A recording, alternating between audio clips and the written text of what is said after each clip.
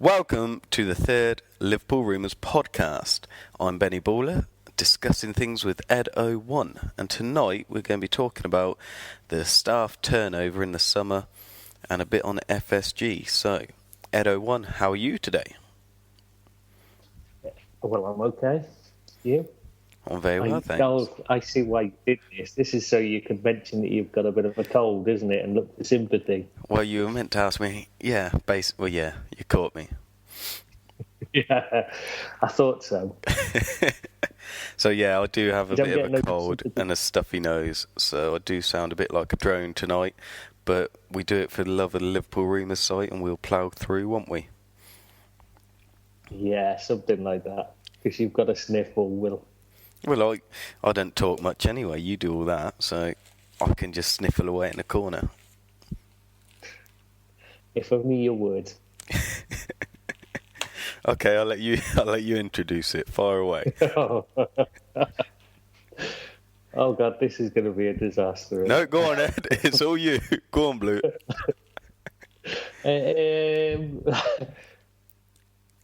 Right, yeah. Well, this week we're just going to talk about the changes in the summer. So, why we ended up with Sean O'Driscoll, Gary McAllister, and Pepin Linders, which I hope I'm pronouncing right. So, apologies, Pepin, if that's not how it's pronounced. But Pepin Linders coming in to. Well, that's one viewer we've lost already. Yeah. Yeah. Thankfully, I don't think he listens. But otherwise, he definitely won't do again anyway. Right, let's start from the top then. So I guess we'll start with the assistant manager, your main man, the one you seem to have a special affection for. How did that come about? Well, I mean, basically the whole lot came about the changes in the summer. It was Sean O'Driscoll was one that Brendan Rodgers targeted as the man he wanted to come in to replace Colin Pascoe even. He was the one that he said, he suggested to FSG when they called him in the office. They wanted to speak to him about the summer. They wanted to speak to him about last season in the summer and the changes that were needed. And he was told that something needed to change because results weren't good enough. And well, he came up with a suggestion of removing Pascoe and Marsh and replacing them with Sean O'Driscoll and a few others. I mean, it wasn't set in stone that Sean O'Driscoll would get the job at the time, but it was his suggestion that it would be Sean O'Driscoll, and the other places were up for grabs. Gary McAllister being one that was ended up chosen in the end. But it wasn't always certain it'd be him, or Pepin was. That was another one, to be fair. That was another one that was suggested by Brendan when they told him they wanted a link between, a better link between the youth academy and the first team. So, Pepin was the one that was appointed immediately because he knew that was the one that he definitely said, that's the one I'd like to be the link between them. And Sean O'Driscoll was the one he suggested, put forward and chose as the one he wanted as his assistant. Personally, I think, I really like Sean O'Driscoll, as I've gone on record as saying I think he's one of the best coaches in the country. So I'm pleased with that choice. Though obviously it does leave a bit of a nasty taste in the mouth that when he's called in the office and told his job's in jeopardy, he throws his best mate under the bus in Colin Pascoe. Well, that was our groundbreaking news, and well, we've gone straight into it. You couldn't hold on till the end of the show, no? Yeah, I know. Well, tease him into it and all that, but I just threw it out there. You threw it out there, so let's talk about it. What do you know about him stabbing his best friend in the back? It was his idea, Brendan's idea. When he was told there needed to be changes, that the performances were simply not good enough, he was the one that suggested changing the coaching staff, including his mate Colin Pascoe. And Which, Mike Mark. on the one hand, obviously, it feels a bit, but it leaves a bit of a nasty taste in the mouth that he's got rid of his best mate like that, stabbed him in the back. Doesn't leave me with a nasty taste, because I think, that's the right choice, isn't it? Well, exactly. You have to be ruthless. And to be honest, I think he's, that was a correct decision, was a correct suggestion as well. That, Rodgers got that right, but he did need to change him. He did need to bring in more experienced and a stronger character, someone like Sean O'Driscoll, who has his own set way of playing, rather than Colin Pascoe, who just wanted to play the way Rodgers wanted to play. So there was no different ideas to bounce off. Yeah, but basically he wasn't a little more than a yes man. I mean, he wasn't so much that he was a yes man as that he had the same ideas as Brendan Rodgers. You know what I mean? He thought football should be done the same way. And so when he's just going to agree. He's got nothing new to bring to the table other than what Brendan Rodgers has already put in there. So it was a mistake. It wasn't the right man for the job. And O'Driscoll, I think, is the right man for the job, because he has very different ideas about how to play football. He wants to play good football, but he sees good football as football that wins games. So, yeah, passing it on the ground and playing short passes and tippy-tappy stuff's great, but only if it's going to win you games. Definitely. Not like Brendan seems to think that passing is the end, and that's it. Death by passing. And it's not like that. And this is what O'Driscoll emphasises, that the passing should have a purpose. It should be all about hurting the opposition, and that's what you need. And then obviously they brought in Gary McAllister to provide a link to the past with Liverpool, because obviously he's quite a bit of a favourite. Whose choice was that? Goal against Everton was hard special, was it? I say, whose choice was that to bring Gary McAllister in? That was Michael Gordon and Brendan Rodgers were the ones that sat down and picked the staff that were brought in. O'Driscoll was one that Brendan Rodgers had put forward, but they interviewed a few other people, and Gary McAllister was the one they settled for. I mean, obviously Sammy Huppy had thrown his hat in the ring, and I believe Zenden was in there as well with an interest, but it was Gary McAllister they decided on. Obviously, because Zenden was more interested in taking the assistant manager role rather than the coach role, so I think that might have had something to do with the final decision on that one, because he's another one that's got very strong ideas. But yeah, Gary McAllister as well. He's another one. He's got very strong ideas, because he was one of the first as a manager in this country to bring the inverted wingers into fashion. A long time ago. I remember he loaned, what was his name? Irish lad from us when he was managing Coventry. Do you know what I mean? Robbie Keane? Played him on the left. He was a foot player, and he played him on the left and as an inverted winger, and he had a left footer on the right to cut inside because he wanted to keep possession. See, my best mate's a Coventry fan. He'd be able to help you right now. All I'm thinking is Gary McSheffrey. No, it wasn't. I can't remember who it was. But he loaned him off us. Richard Shaw. It was Richie Partridge. That was it. Yeah, I was close. Yeah, close. I just heard the Rick and thought you'd said it then, and then realised, no, you didn't, did you? No. But yeah, anyway, so Gary McAllister has a very set way of playing. Brendan Rodgers has a set way of playing. Pepper Linders emphasised a set way of playing. And Sean O'Driscoll, I think, is an excellent choice because he doesn't have a set way of playing. And so he can provide an excellent link between all the different types. Seems, what I mean? Yeah, it seems you're very happy with Brendan's choices. I have to admit, I am. And I'm even more, I feel a lot happier about it, having found out what happened, than I did during the summer when it was all taking place. Because at the time, before you can get hold of the information to find out exactly what happened, it felt like FSG were just hanging Rodgers out to dry. They were just pulling the rug out from under him by sacking his staff. Yeah, I definitely thought that. With these new guys that you didn't know he chose, and then you find out, well, he's chosen Sean O'Driscoll, definitely, yeah, he was the one that wanted him. And you're thinking, well, maybe they're not just hanging him out to dry. They're obviously involved with him, but it seems an odd thing to do. Then you find out, actually, it was his idea from the start. So, that changes things a lot. It goes from being a really worrying situation where you've got a manager managing, but having all the tools taken away from him and being left with people he didn't want, to suddenly finding out, actually, it was all him that wanted it and it's his idea and that, and he's happy to work with them. And that's all the positives, but on the negative side, is his staff now going to be a bit more wary around him? They've seen him throw his best mate under the bus and his first team coach, who he's been with for a fair few years. Should the other staff members be worried? Well, not if they do their job. And at the end of the day, at a club the size of Liverpool, the first thing that they should be about is doing their job right. You don't want people there that are just coasting along, safe in their jobs, do you?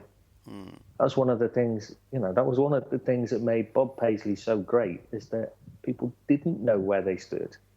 They knew that if they messed up, they'd be replaced immediately. There'd be no ands, ifs, or buts about it. Your feet wouldn't touch the floor. But it's Brendan who decides whether you're doing your job right, by all accounts. So, are they just going to turn into yes men if they disagree with Brendan? Because it seems Brendan, he's got all the backing here. It seems he's being allowed to manage and run his staff how he likes. Are we in danger of them becoming yes men? No, because it's not really like that. He was brought in because the FSG decided that the review they had done decided that the performances weren't good enough, and that when they were reviewing it, they said the problem was with the coaching staff. Ed, why is Brendan still in the job?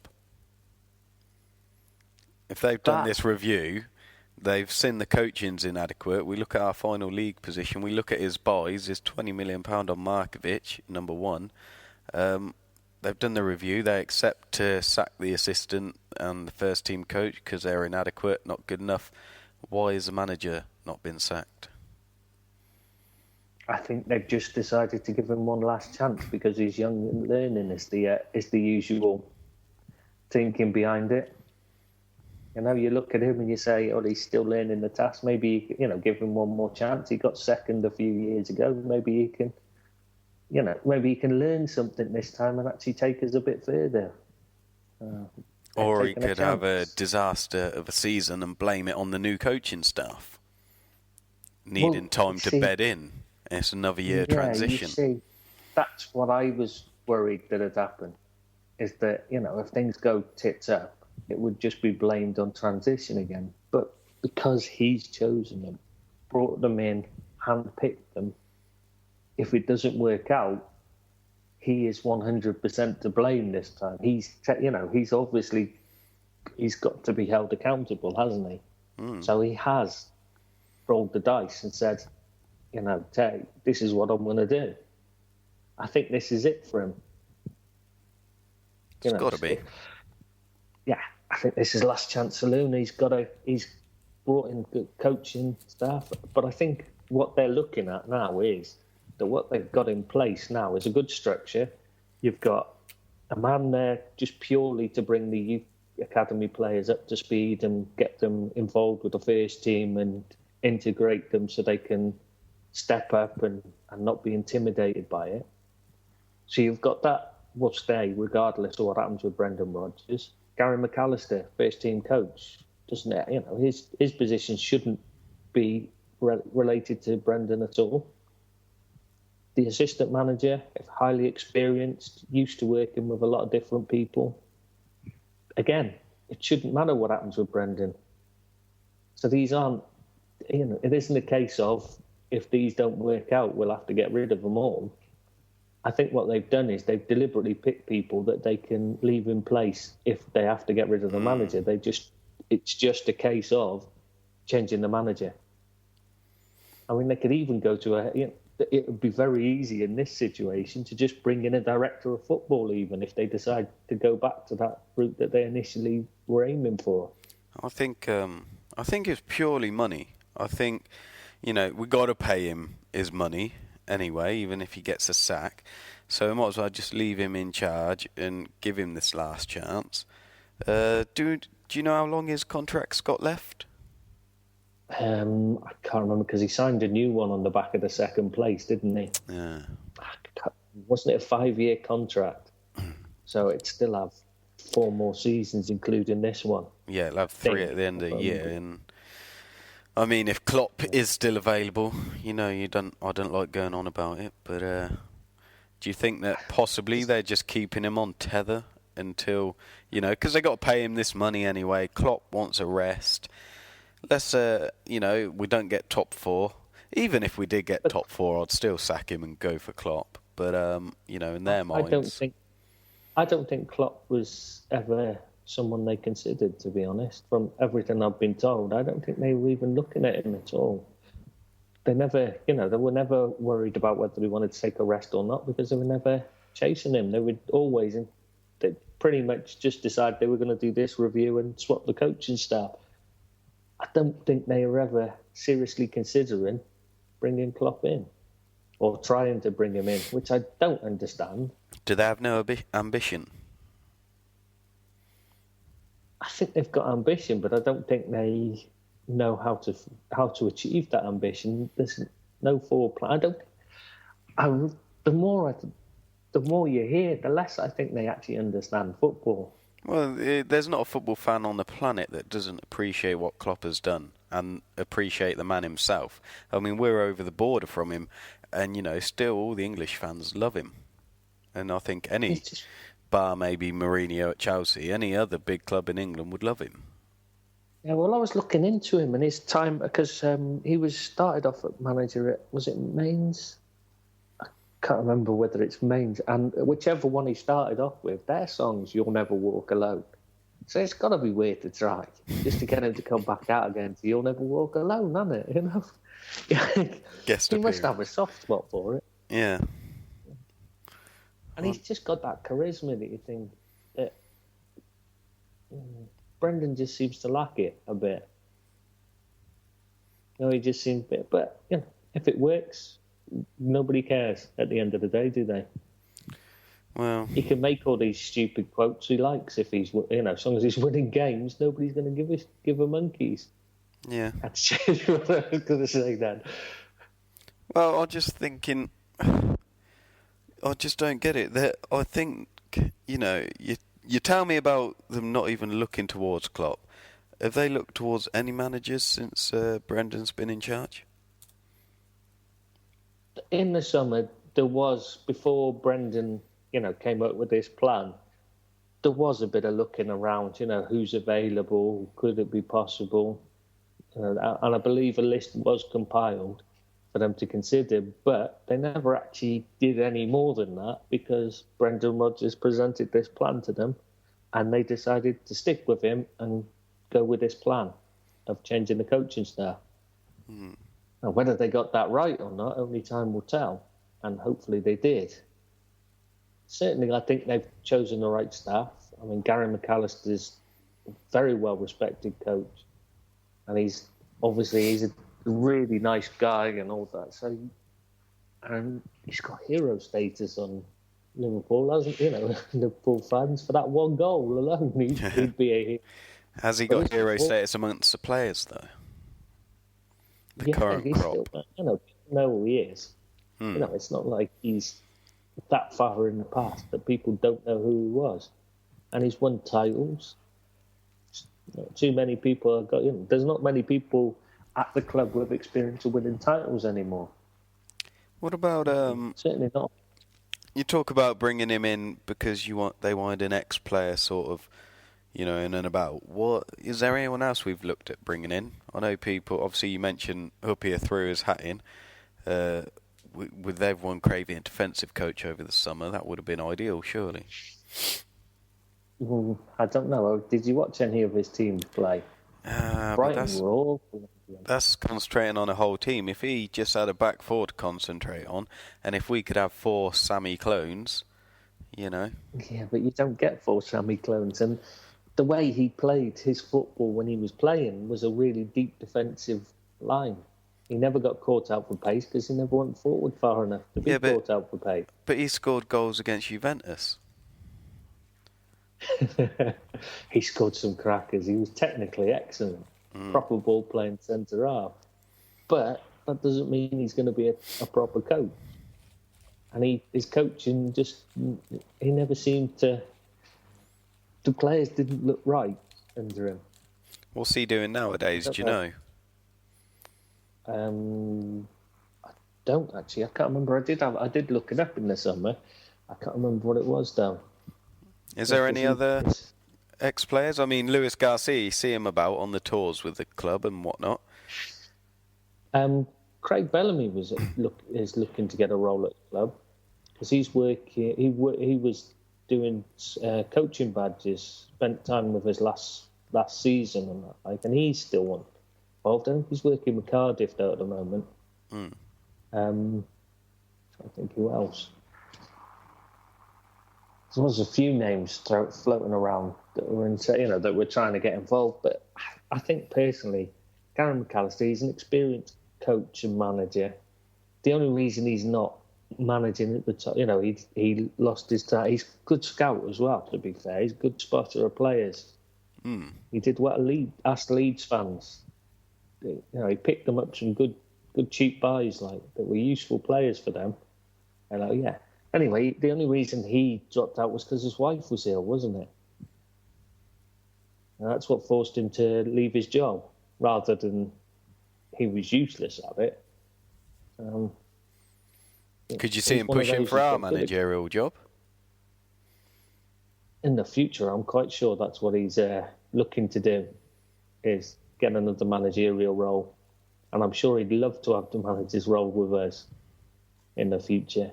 But I think he's one of those, though. He's very much a team player as well. Even as a player he was, but I mean, as a person, he's very much team-focused. That's why I think he's such a good choice, because he will put the team ahead of himself.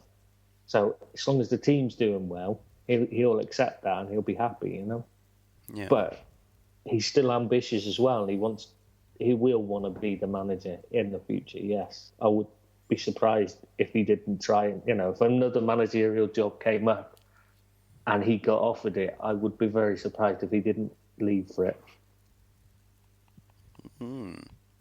So, what about Pepe then? Go on, carry on, mate. I was going to say, you could be worried by that, but I look at it, you want people with ambition that looking to improve. I mean, that was one of the things Ferguson did so well in his time. He always found the best coaches. He knew they wanted to be managers in the future. So he gave them the chance to show what they could do at the top level, you know what I mean? He put people like Carlos Queiroz, Steve McLaren, people like that, and he gave them reign to show what they could do. They could prove themselves. And yes, so he would only have them for a few years, because then they'd move on and get a proper managerial role like Brian Kidd and that.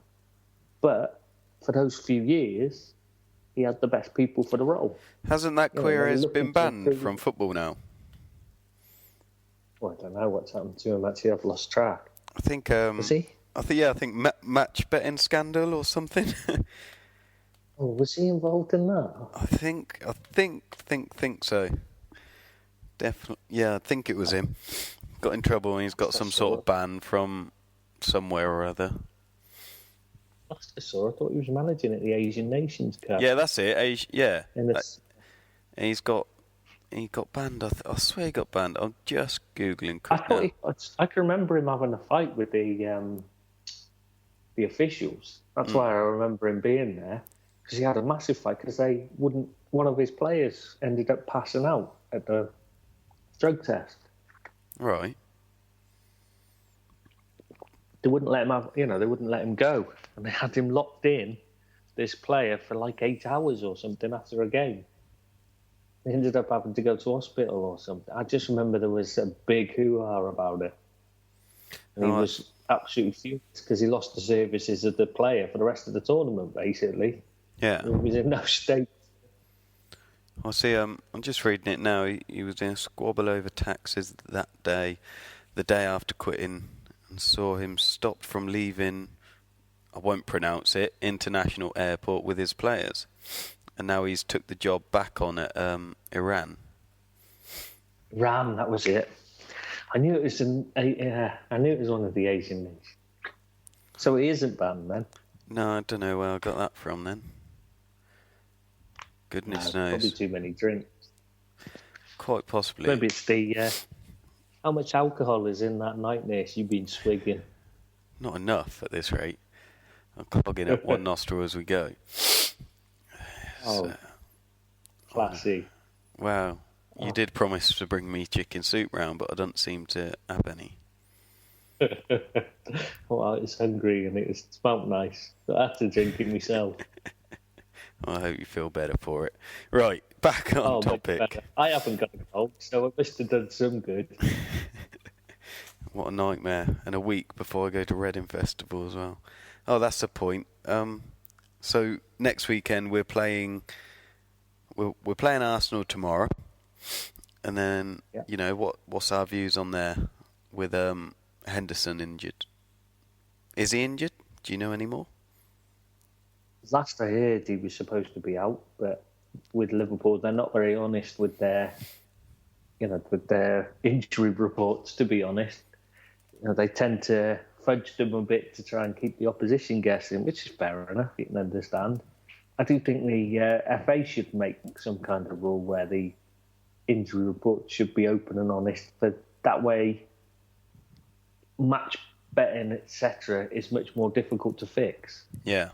If everyone knows who's going to be injured, who's going to be playing, etc., makes it much easier for people, much fairer for people betting. And also then it removes any of this doubt over who's going to play or not as well. And I know that means that tactically you can't surprise the opposition when a player you've said's injured suddenly appears on the pitch, but so what? Who do you expect to replace him? Can. Yeah. Or can, sadly, because we are in Lucas England. Yeah, if you like. And it doesn't really matter, Chan, whatever, because he can. I would prefer Lucas to be the man there. As I've made quite plain, I think he's one of the better defensive midfielders in the country. I'd like our results so much better with him in the team. Ridiculously better. I'd like to see him next to Can and sort of Coutinho in front of them and maybe Milner wide. Yeah, I think if Milner plays, he should be wide. Otherwise, he shouldn't be in the team. He's just non-essential midfielder for me. I know he's played there many times and he's had the odd good game in there, but he's got no positional sense. He's got no awareness of the play. He's reacting. It reminds me of something, when people keep saying about how great Wanyama is as a defensive midfielder. Again, it's that same thing. There's no positional awareness. You saw him against Everton where he just sold himself and left Lukaku to get the run on him. Lost without Schneidlin, as you told me. Yeah. Well, you put... if that had been Lucas, he'd have just blocked off the run of Lukaku. He wouldn't have tried to go and challenge him there, not on the halfway line. When there's a huge gap between him and the defence. That's not what he'd have done. He'd have dropped off, leave him to have the ball there. What's the point in challenging him? Somebody else has already gone in and sold themselves. So you've got a gap then between the defence and the midfield. And he, instead of saying, right, I better fill that gap and looking to close off the passing lanes, etc., and make certain that he can block any run. Which Lucas does. Instead, he goes... that's why I'd like Lucas to play. What he does is he goes forward and tries to throw himself into a tackle, and then Lukaku's past him, plays a pass, and goes in and receives it, and he's never got back on side because he's just not seen the danger. Is it? He's not defensive. I say, is it true you put a transfer request in Just whilst we were on him before getting back to Liverpool. Not a written transfer request as such. He did say he would like to go. Okay.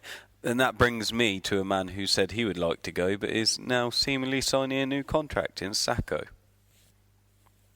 Yeah, I don't know, because I don't know what's happening with that. I mean, I was told in the summer that he'd been offered a new contract and he was about to sign it, and then all of a sudden, the Brown stuff hits the fan and he's wanted to go. It's difficult to tell what's happening. I mean, is this just them releasing the story of him being offered the contract in the summer so he looks like the bad guy when he goes? Or is this genuinely they've settled their differences and he's now going to take the contract? I don't know. But is he going to play? One of those. Well, this is the thing. I mean, clearly, Brendan's decided his partnership is Skirtle and Lovren. So I don't know why, because he seemed to have settled on Sacco until he got injured, didn't he, last season? He seemed to be happy with him there, ahead of Lovren. So, yeah. You can't see... Well, he's certainly not going to get in while the side's not conceding, is he? He's not going to change that. You don't fix it if it's not broken, as they say. And two clean sheets. I mean, as much as we don't like it, we can't argue for now. Yeah, you can't change that even if it's not doing well. The confidence they're gaining from keeping the clean sheets might enable them to figure it out and work together. So you have to give them a chance. So no, I can't see him playing until it all goes wrong. So hopefully he won't get a game, obviously, even though I prefer him. But yeah, you just can't see it, can they? I do worry, though, if Chan's in front of him. The reason why I was talking about Wanyama is because, for me, Chan's very similar in that he doesn't sense it. He will go forward and throw himself into a challenge when he should be staying on his feet and dropping off.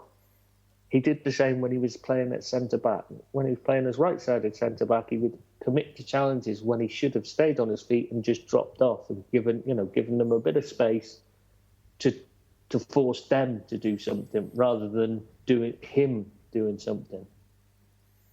Sometimes the decisive thing to do is do nothing. It's the same with movement. Sometimes you have to stand still to get space, not make a run.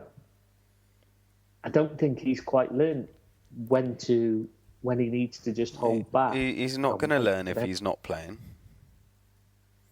There is that, yes. I do agree with that. But a good coach will teach him to do that.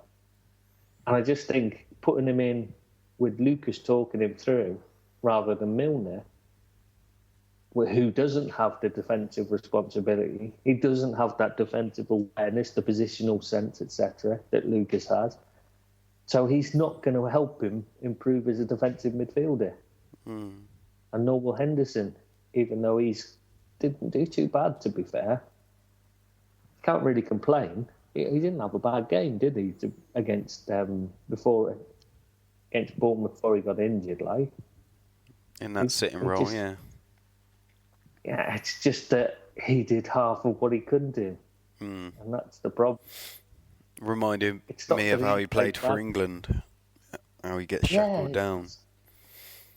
Yeah, you just wasted him. It's like having Ian Russian and telling him not to go over the halfway line. What's the point in it? Yeah. It's just pointless. It doesn't matter how well he plays, because he has played in midfield many times, and when he went to Leeds, he played in midfield. But he's just half the player. His skill was in scoring, and Henderson's skill is in breaking forward. That's his best feature. So why would you want him to not do it? Doesn't make any sense to me. I mean, okay, if you've got nobody else to play there, play him there. But there's nothing to stop us putting Lucas there, or Chan, or bringing in Rossiter, or Pedro Chiravella, is it pronounced? I'll leave that one to you. Yeah, I'm going to guess it's Chiravella. I can't remember how it's actually pronounced. That's 2 viewers we've lost now. Yeah. Him and Pepin will be writing us strong emails right now. And Harry, so that's 3 we've lost. Yeah. I don't think Harry was ever with us, though, was he, to be honest? With us as in on this planet, or...? Yeah, exactly. I mean, you just look at what we've got, and Lucas is the only defensive midfielder we've got. So if you want someone to hold and protect the back four, it's got to be him. And if you want someone to teach the youngsters how to play that role, you've got to keep him. I just don't understand the treatment of him. Right then. While the ruthlessness is fine with the backroom staff who were failing. Yeah, but he's not Lucas failing. I mean, his stats are unbelievable when he plays. I mean, the good run in last season, because last season we had a good run. Lucas played every game, got injured, and we went to pot for the end of the year. The big run in when we come second, Lucas played a massive part. And, when Dalglish was in charge as well. When he got injured was when the season fell apart. Not when Suarez, not all the stuff with Suarez. It was the injury to Lucas that killed us. I mean, I'll try and pull up his stats. I mean, the stats are quite unbelievable.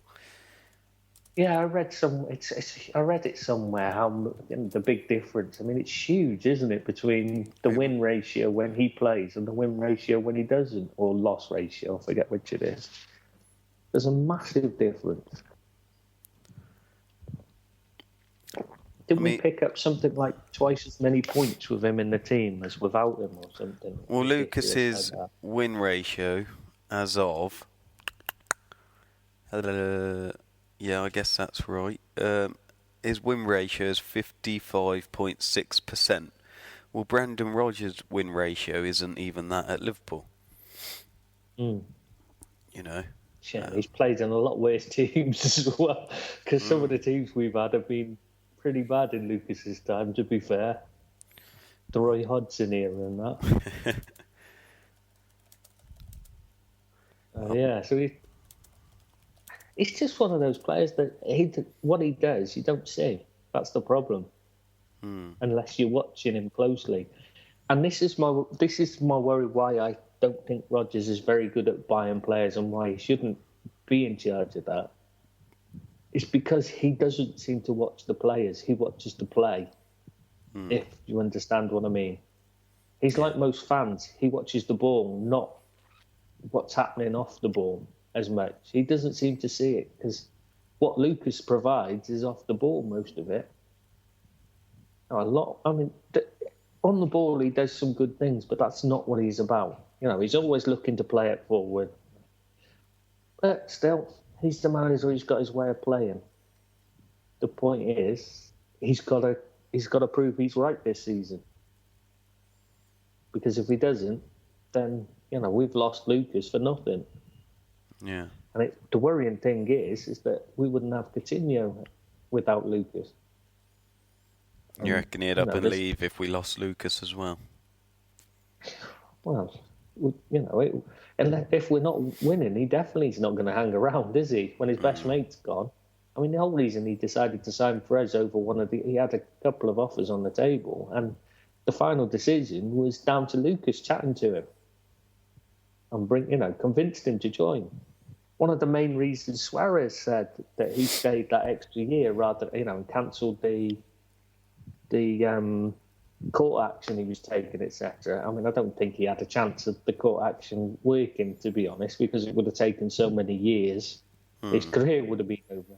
But one of the things he's always said, and personally said, is that the big decision maker was talking to Lucas and him convincing him that give it one more year.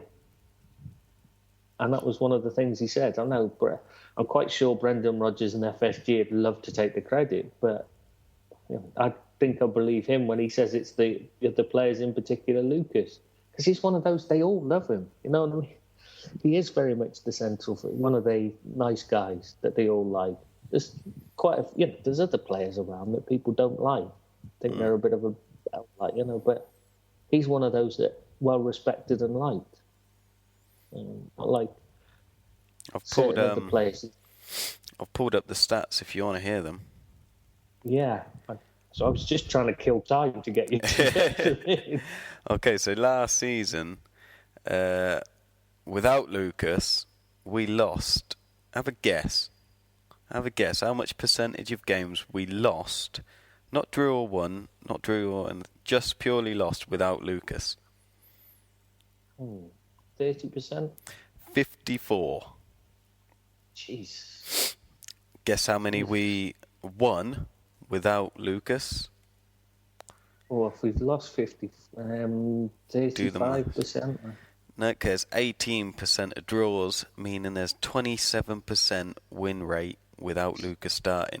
Now, have a guess how many we lose with him starting. Well, it's going to be much lower. Is it 30% now? 9%. 9%? Wow. 9% last season. That's a noticeable difference, isn't it? And we won 63% of the games he started. And I know people are going to say, yeah, but they changed the system and all that, but the fact of the matter is, when you ain't got Suarez and Sturridge bailing you out, you got to rely on other areas of the pitch. And quite purely, last season, Lucas is the reason we finished in the top half, it seems. Yeah, I'm quite sure he wasn't the only reason, but yeah, you're right. He's got to have had a big effect. I mean, you don't have that, because this is throughout his career as well. The win ratio's been higher. Well, it's not like it's just for the people that say we're just pulling out the good stats, the year before, 2013-14, our second place, without Lucas starting, we actually won 83%, and with him starting, we won 55%. We didn't lose a game where Lucas didn't start. Where Lucas didn't start? Wow. So it is interesting, but like I said, I think that's what I just touched on a minute ago about, that year you had Suarez and Sturridge bailing out the team. I mean... And Sterling was having a storm because nobody knew what he was about then. And we still conceded, without Lucas, we conceded 1.2 goals a game, but we scored an average of 3.2. So, you don't need a Lucas when you've got a Suarez, Sturridge and Sterling. Yeah, it's like Barcelona when people talk about their defenders being great. And you just think, you don't need them. It's just that everybody's so scared to go forward against them. You can't commit yourself to attack them because the attack's so strong you have to leave extra men back. So, yeah, you just can't tell how good their defence is. Well, maybe that's Brendan Rodgers thinking. Maybe he thinks, he's forgetting last season and, it seems Lucas out in a big way last season. Maybe he's forgetting that. He's trying to go out with this all-out attack. We don't need a CDM. But from the way we played, it's quite clear we don't go all-out attack. Or attack at all most of the time. Maybe he's thinking in his head, and he's thinking, if I do need to play a CDM, well, that's going to be rare, and that'll be Can. I just don't understand it, because we've gone from where we were flooded in the box with bodies. I mean, Sterling was getting in the box, Sturridge was getting in the box, Suarez was in the box all the time, looking to get on the end of balls. Now, when you look at it, if it's not going to Benteke, there's nobody in there, especially with Henderson being shackled. Last season, he was about the only other player getting in the box. He was the only one making runs, really. Mm-hmm. Who's going to do it this season? Goodness knows, but I fear we've come off topic a bit. I've completely forgotten what the topic was. I think we're talking about the summer, the summer changes. Well, let's have a quick recap because we've hit the 43-minute mark. So, let's have a quick recap. Brendan, the big news of the night is Brendan stabbed his friends in the back, but Ed and myself believe it's a right choice for the club, Brendan chose Sean and Brendan chose Pep to move up, and they all agreed for Gary Macker to come in. So you're really happy with all that, aren't you? Yeah, I am happy with that. I think, especially now I know that it wasn't FSG pulling it out from under, pulling the rug out from under him. Making it hard for him, yeah. Yeah, they haven't just taken it and left him a man without any friends. Like, he's still got the support he needed. In fact, if anything, they've shown him a great support because they've stood by him when they could quite easily have said, that's it, your time's up. I think it's going to cause a lot of controversy on the site, this news. I mean, you'll get your people, your Ronkeeg, your pro-Brendans saying, he does have some balls and he's made the right choices, blah, blah. But then you're going to get the other side, and, I'm not saying I don't agree with them, but they will bring up the fact that it may bring unease through the staff, with him stabbing his best friend in the back. You're going to get two sides of this on the opinions, and I'm looking forward to reading them. I think this will get in some quite a lot of posts. And because Jason McAteer alluded to this last week before the Bournemouth game on coverage of the TV, and I was like, that's why I wasn't sure whether we should even cover this now, because Jason McAteer was talking about a little bit, and I was like, he's stolen me thunder a bit there. Like, is it worth even doing it? Yeah. But I thought, well, how many people will have seen it? May as well still do it anyway in the next podcast, even though he's not really got into it properly. He's just said about him stabbing his mate in the back. That was all he basically alluded to. Well, yeah, he's alluding to it, whereas you're confirming it, and I think we'll all believe Edo1 over Jason McAteer. I think he's just saying what some of the posters have said, No, he was definitely, he's got that from... He knows, does he? Yeah, he knows. Cheeky bugger. We'll have to replace him on the website with you. But I just thought it was good initially I was thinking maybe it's best we just drop it. It's already out there. I thought it'll be all over. It'll make all the websites, on the Liverpool sites and that, and it'll be talked about on the site, so it won't be worth doing a podcast on it. But since then, nobody's really mentioned it. I was quite surprised. So I thought it's still okay to do the podcast on it, I suppose. May as well get it out there for those that obviously nobody's heard what Jason McAteer had to say, which I was a bit surprised at.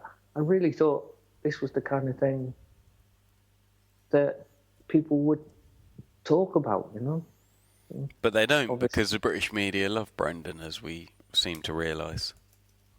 Yeah, it's quite odd because the British media, they really do seem to give him good press on everything. They don't really give him a hard time about how bad the results were last season, etc. Whereas when you listen to people like Steve Nicol and a few of the other ex-Liverpool pros, when they're talking outside of England, they really rip into him. I mean, when Jason McAteer was talking, his face, he just pulled the face. When they mentioned Brendan Rodgers, he just pulled the face and started going on about him stabbing his mates in the back. And I was surprised because that's not really Jason's way at all. In fact, it's very rare he has anything bad to say about people. He's such a nice chap. The only person I've ever heard him say anything bad about before was Roy Keane. And that is one person he doesn't like at all. That's justified. Well, yeah, because Roy Keane came up behind him and smashed him in the face with an elbow when he wasn't looking, didn't he? And then ran away quick. So we didn't know who it was. And he only found out afterwards, so that all stems from... I'm sure that all stems from the Ireland thing. Right, so that's our summary. Get your posts in, what's your opinions? Deceitful backstabber or ruthless winner? I guess they're the two options. Anything else? Or both, yeah, I mean... But you got to pick a side. We don't like fence sitters, okay? We want a good debate on the site. But I'm on the fence on this one because I think it was... Well, that's why we're going to let the post come in, and we're going to listen to other arguments, and we're going to sit there and have a read, and we're going to see what Warrow has to say about how Brendan's backstabbed everyone. Then we got Ron Keeg saying, he's the best thing since Shankly, and that's what we got. I think he said he's better than Shankly. Better than Shankly, yeah. Wasn't that him? It might have been, yeah. I'll tell you what we'll have to do next week then is reveal who Ron Keeg really is. Wow. I think we all know he's Brendan Rodgers himself. I think that's been made quite clear. Even he can't defend his own decisions, though, a lot of the time, have you noticed? I'm not really. I'll just, I've got to get back on top of these little. Seems to be a few rivalries stemming on the page at the minute, but obviously the monkey and the typewriter is constantly at it, so it's hard to get a grasp of it all. He does do a lot of typing. They really should take that laptop off him. Just for a few hours, just to give us all a break. Wow. Let him calm down a bit. He does get a little bit excited. Poor old European glory. Start a war or something. Right, that is this week's podcast. Let us know, ruthless hero or backstabbing bugger. Villain. That's the word. I didn't want to swear. I'll go with villain. Is he Batman or is he a Joker? Any other yin and yangs? Is he a yin? Is he a yang? Darth Vader or Luke Skywalker? That's it. Which side of the Force has he done this decision on? Any more? Is he Saruman or Saruman or Gandalf? I would have gone with Sauron. No, because he's not a wizard, is he? He's not a wizard like Saruman. Don't get up in my Lord of the Rings grill. Oh, God. Geek. Okay. Just saying, okay? Is he Voldemort? Is he Dumbledore? Okay? That's what we want to hear about. Gollum himself. You sound like Gollum. Well, at least I don't look like him. Have you seen yourself lately? I see you in the rivers down in Dubai, just catching fish. You got to have something to eat. Right. Let's stop there. Before it gets nasty, and let's finish the podcast with. We summed it up really. We just want your views on this. Next week, Ed, what are we going to be discussing? Hopefully, I feel a bit better, and yeah. Looks like at the moment it'll be on FSG, but obviously a topic comes up that we need to talk about in the meantime. We'll jump on that instead. But yeah, the plan is at the moment to write something on FSG because people have been asking about how we feel about their role and what they've done for the club. So, yeah, definitely. That sounds good. And when are we going to record that then, just to let them know when it'll be up? Next weekend, I guess, if you could make it. I'll check my schedule, and then I guess we'll let them know on the page. Right. Thanks very much for listening to tonight's big news, breaking news. For the last time, get your opinions in. I want someone to decide for me whether I should be worried about his ruthlessness or be happy about it. Any final words from you, Ed? No, that's it today, I think. Short and sweet. I love it. Cheers for listening. Take care. Till next time.